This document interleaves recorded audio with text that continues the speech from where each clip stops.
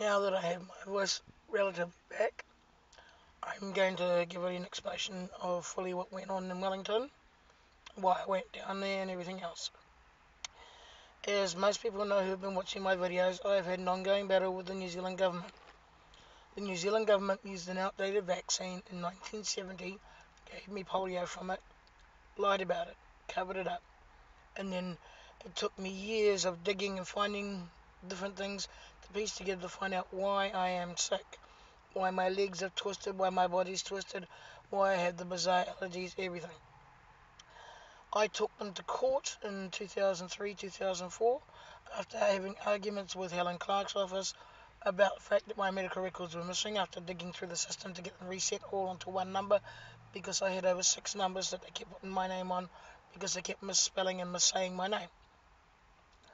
When I got them into court, I explained what was going on, and I turned around and said to them about the fact that they did this to me, they should be taking care of me, and that's why I was in there, and I wanted my compensation.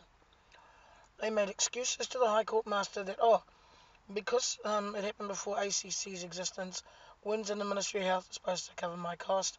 They promised that the Winds in the Ministry of Health would cover my cost, so I wasn't entitled to get my compensation to cover all my costs and get my money back for what I've spent on this health condition. I got into a big fight with Winds and with the government again in the 2005 to 2007 time period. And so I actually went back to Helen Clark's office as Prime Minister and said, look, your people, as in Crown, turned around and said that Winds in the Ministry of Health is supposed to cover my costs. They promised they wouldn't put me in debt again. They promised they wouldn't make me homeless again. They promised I wouldn't have to sell my vehicles again and any and everything else that I have left. She wrote me a letter clearly stating, yes, this is true, that Winds in the Ministry of Health is supposed to cover my costs. That way, then, I wouldn't have any problems with, again, Winds in the Ministry of Health because people keep changing over. It was all confirmed. Everybody was notified. MPs had copies of the letter. Golden Guzman had copies of the letter. Winds had copies of the letter. MOH had copies of the letter. So did the ministers. And I had, at that time period, a go-between person because I got fed up of being run around. So it was set up so originally that Cherie Harmon was the person that I used to ring and talk to in Ruth Dyson's office. Now, when they sorted everything out finally, it meant that I didn't have to ring anybody. And everything was going fine for a couple of years because we were starting to get the debts paid, my health was getting a bit better, found it was stable, and by this time I was already in my first power wheelchair because I had to have the chair because there were good days and bad days. Same with my vehicles were set up for different things. So I could get in and out of them, my home help was working, and everything else in between. 2008 rolls around, and I end up in jail because of those lying pieces of shit that Vin hired. Nobody wanted to hear what I had to say. They still don't really want to hear what I have to say. And so I spent a grand total of 8 months stuck in jail. When I got out, they were supposed to reinstate my benefit correctly to cover the costs for my health condition. They also promised to get me a home. None of the above was done. I ended up fighting with them because I got out in December of 2008. And it took until February 13, 2009 to actually get a Housing New Zealand home that I had sat on the waiting list for over 2 years. That they kept kicking me off and then putting me back on, then kicking me off and putting me back on. So the MP's office that at the time was Ross Robertson's office, and they got me the Housing New Zealand house. Winds were then supposed to reinstate my benefit to cover all my health costs, which is my chiropractor, my alternative medicines, my doctor, along with covering my deep tissue massage and the shortfalls for anything from Ministry of Health. Instead, they were giving me, at that time period, $145 a week to pay $900 worth of bills. And I'm like, no, you're supposed to cover for my disability allowance, which is allowed for the lawn being mowed and all my medical costs and all my alternative medicine costs, which are documented, and all I have to do is bring receipts in. They ignored me. I got to the stage where I was fighting with them, and they still ignored me. After asking nicely and going through policy, I started recording the conversation. That's why they traced me from the Otara office in the January of 2010. So we're back again sending information through to what's known as a remote client unit. And we explain to them, and when I mean by we, I mean me, my doctors, the MP's office, everybody who's been involved. Now, Ben Collins was the first little moron I got stuck down with, and I explained to him what Windsor was supposed to have done, which was replace my metal alert bracelet, replace my disability card, along with having my disability allowance set so that I can have my lawn mowed because it wasn't covered by MOH. I can't do it, and the policy for the house, because it was housing New Zealand, was if you don't mow your lawn, they can throw you out. This little fucktard ignored everything, including paperwork, ignored receipts, so I rang Brianne Smith in John Key's office, which the conversation is up on here at YouTube for one of many of the ones I had with her with the same argument over and over again. Well, they refused to pay it. And it got to the stage where I was sending my receipts, which I'm supposed to do as part of my disability allowance, along with my invalid benefit for my costs.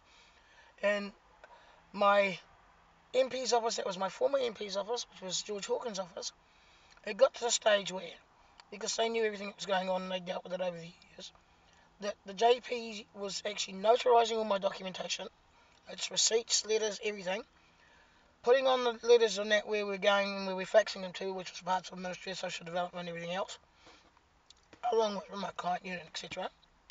And then he was faxing them from George Hawkins' office as the MP. So they're getting documentation that's clearly documented by a JP from an MP's office, faxed to them from an MP's office, and they're going, we're not getting it, we can't find it. Or they're ignoring it. And then they're wondering why I'm yelling, screaming, jumping up and down. Because costs of things are going up. My stuff's not going up. I'm having to stop doing stuff. My health's getting worse. So by year 2011, I've gone back to the Ombudsman's office. Now, this time round I was dealing with Beverly Wakeman and her investigator, which was Katarina McDougall. Before that, I had dealt originally with Sue Gifford and David McGee. Before that, I dealt with others, and that included Andrew McCaw and a whole bunch of others again, all part of the Ombudsman system, all part of the system where I'd faxed and sent copies of letters to for more than 10 years, including Helen Clark's letter and a number of others to prove what I'm talking about. So she says she's going to do this, that, and the other. She tells me to rewrite to the new executive, which was Peter Boyd, explain everything, put in the forms, yada, yada, yada routine, and also, again, go for the review of decision system. And I said, I've already done that, and they just keep ignoring me. And they keep ignoring the MP's office.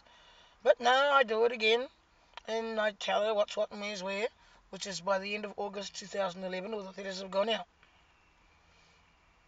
And we wait, and we wait, and we ask, and we wait, and we ask, and we send things through, and we wait, and we ask, and I get back on the phone, and I start emailing her again, well, what's going on, da-da-da, da-da-da, da-da-da.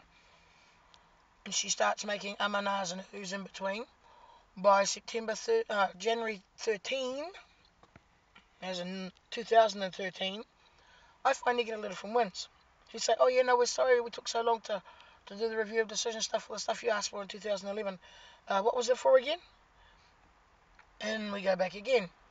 Meantime, I've said to her, go and get off your butt, go into Wins, and get copies of my file.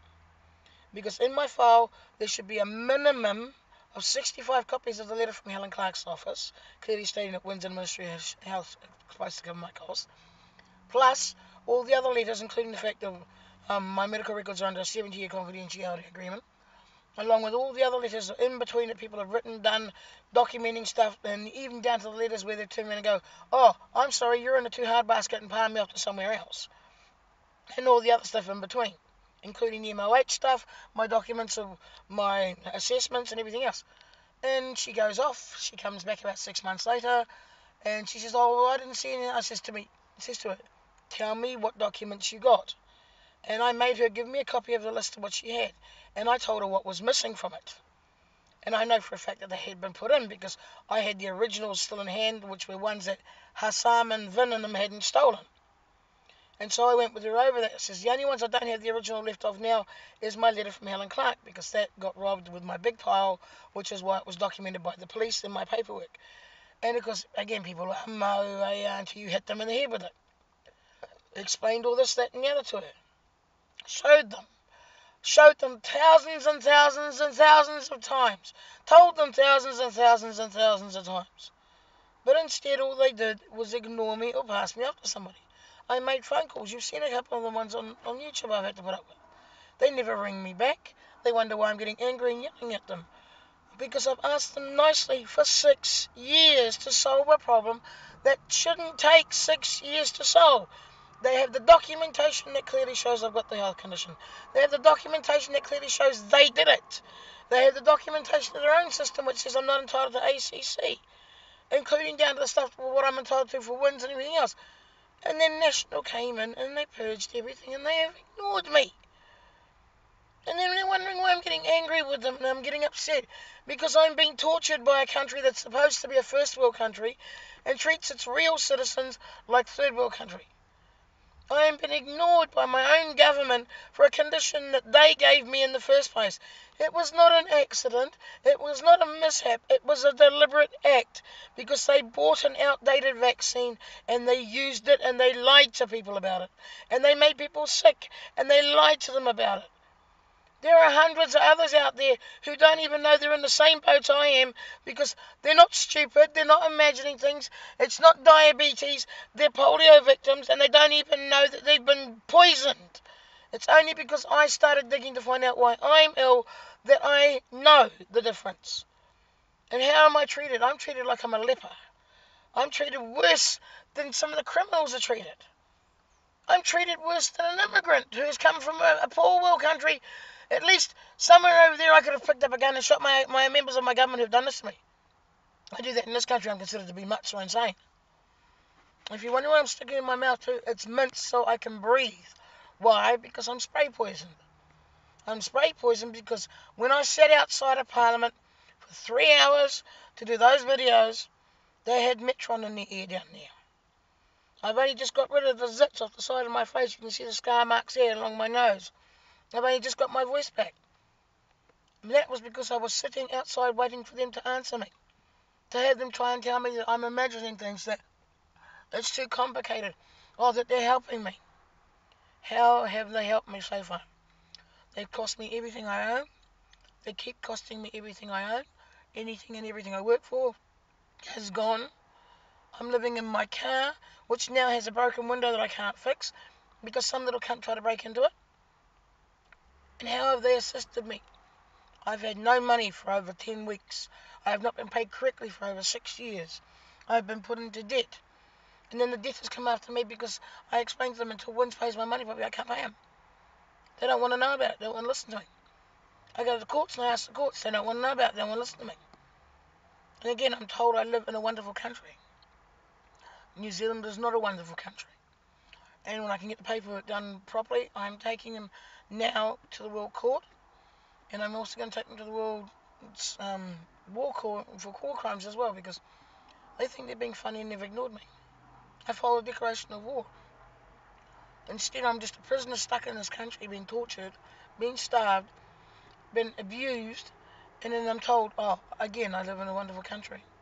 Every person that I've spoken to about this feels sorry for me, but again, they do nothing about it. People watch my videos and they insult me, when they should actually be thinking, hang on, what happens if I end up in this boat and I'm in New Zealand? You'll end up worse than I will because you've got no paperwork to clearly show anything. I got paperwork. I got videos. I got recordings.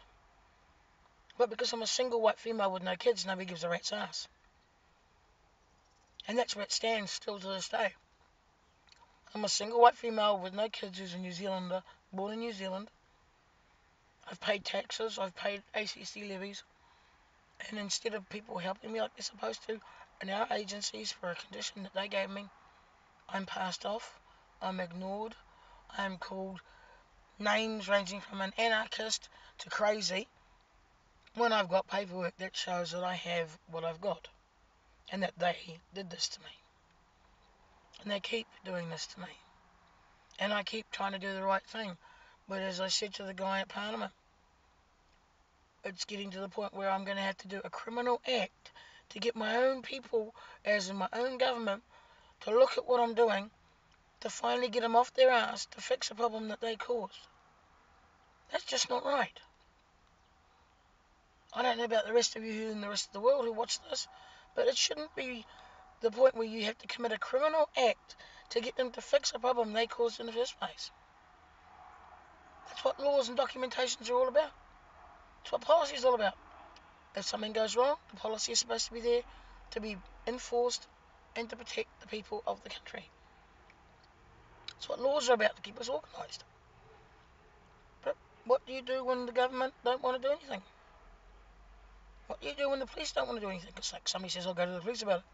I says, yeah, I've been to the cops about the robbery. I've been to the cops about all of them things that are stuff that they're supposed to deal with.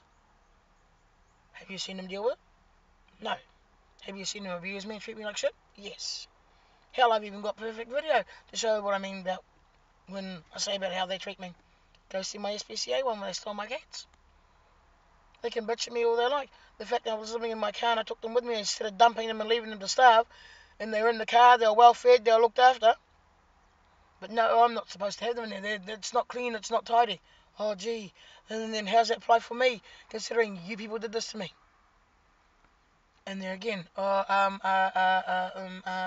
where the law seems to be for one side for them, and for the rest of us, it's go away.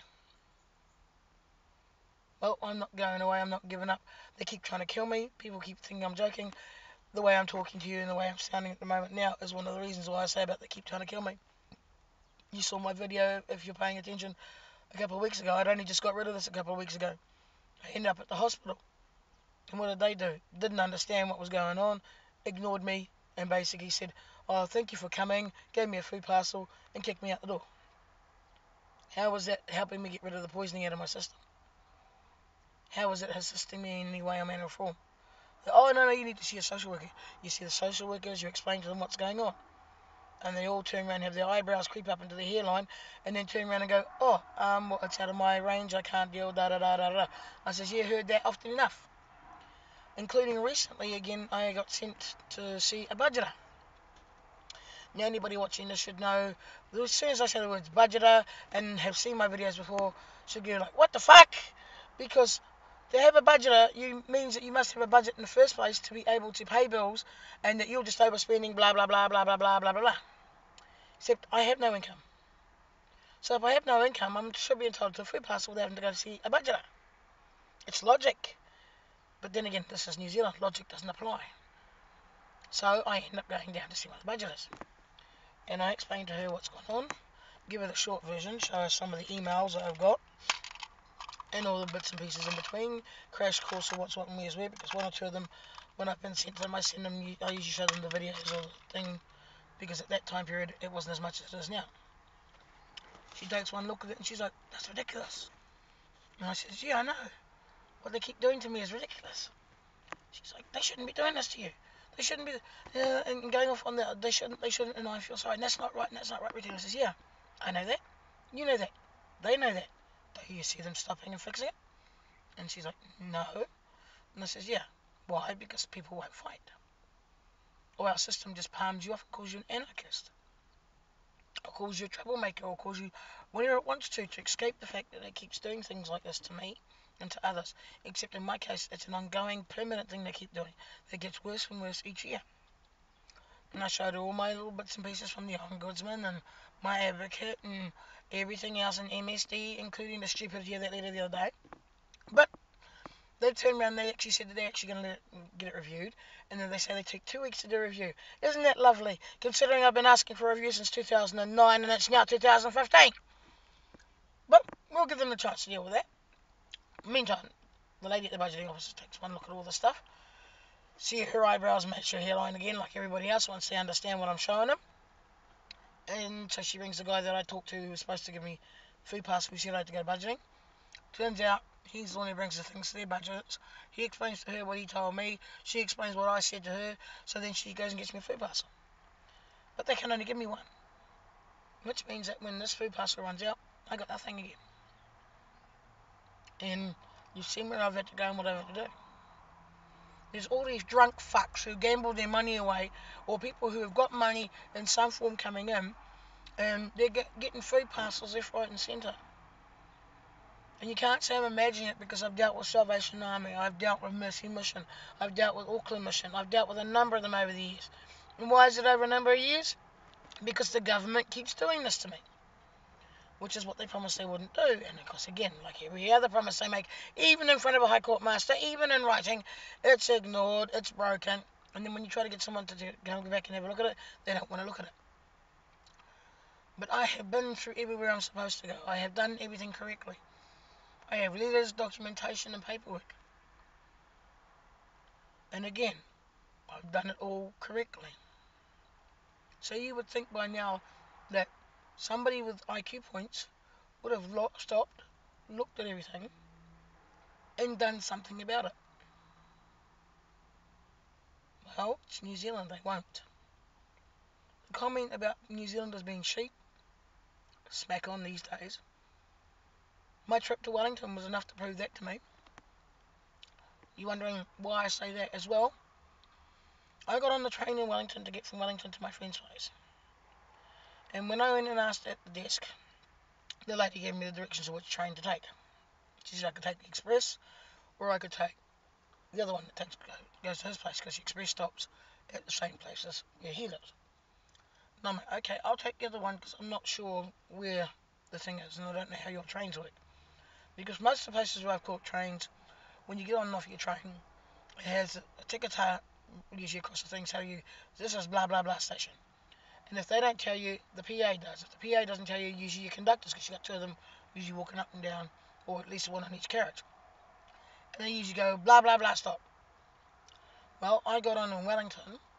There were about 15 stops, I think, from what it said on the little map that I managed to see. That took me from where I was going in Wellington to my friend's place, as in his township. We start off, and when we first stopped, I thought, oh, maybe I'm imagining things, and there's no sign here telling me what stop this is. Are we actually stopping to let people off, or what's the story? No call out, no nothing. Train stops, and then a bunch of people get up and jump off. And I'm like, okay. Come up to the next, what's supposed to be a stop. Same thing. A bunch of people get up and jump off. And I'm like, but what was the name of the stop? Where are we? This goes on for most of the thing, so I'm now having to press my face against the window to try and hope to see the signs that half of them are faded along the side of the track, so I know which stop to get off at. And eventually, after about 30 or so minutes to 40 minutes, a lady asked me, where am I getting off? And I said, well, I'm supposed to be getting off at this particular stop. And she said, oh, that's the one after mine. So I get off at the next stop, which is where I get off at. And I'm like, oh, thank you. I said, how do you people know how to get on and off the train? She goes, oh, you just got to look out the side window. And she goes, the newer trains do have something, but on the whole, this one doesn't. And I said, this is what it's like here all the time. She goes, mostly. And it's like, okay, how dumb is that?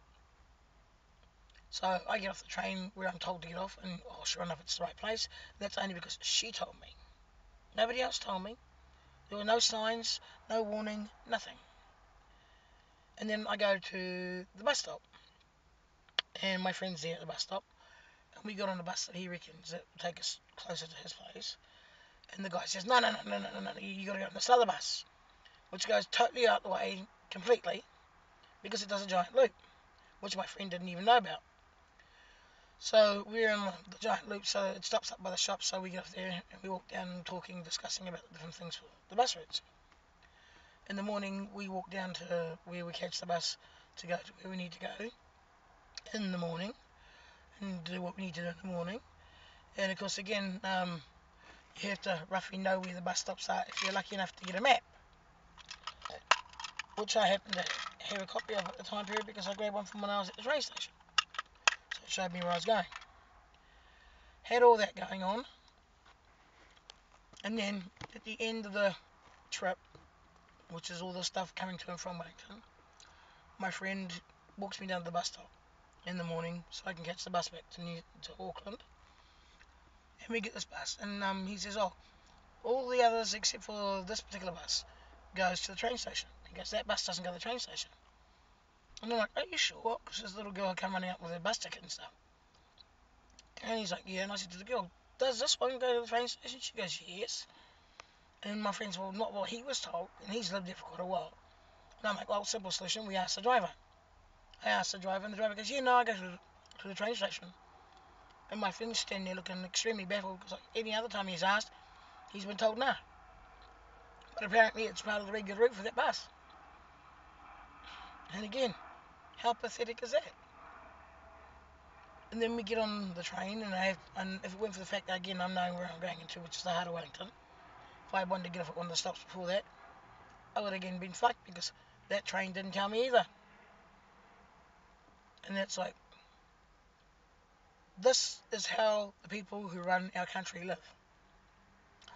Buses that don't tell you quite where they're going until you actually bombard somebody with a pile of questions to find out because it's not seems to be common knowledge.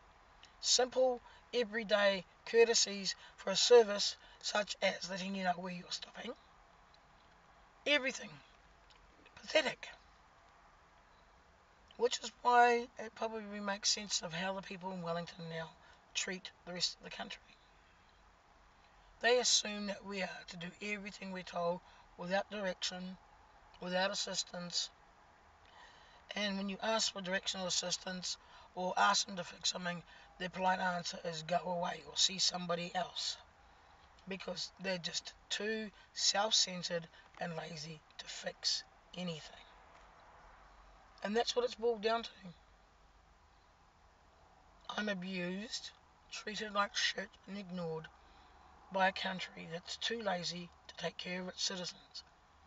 It would rather steal our money, ruin our lives, cheat us, rob us and poison us, just so they can line their own pockets and live off the word greed. Everybody else can get fucked, is their opinion. That is the real New Zealand.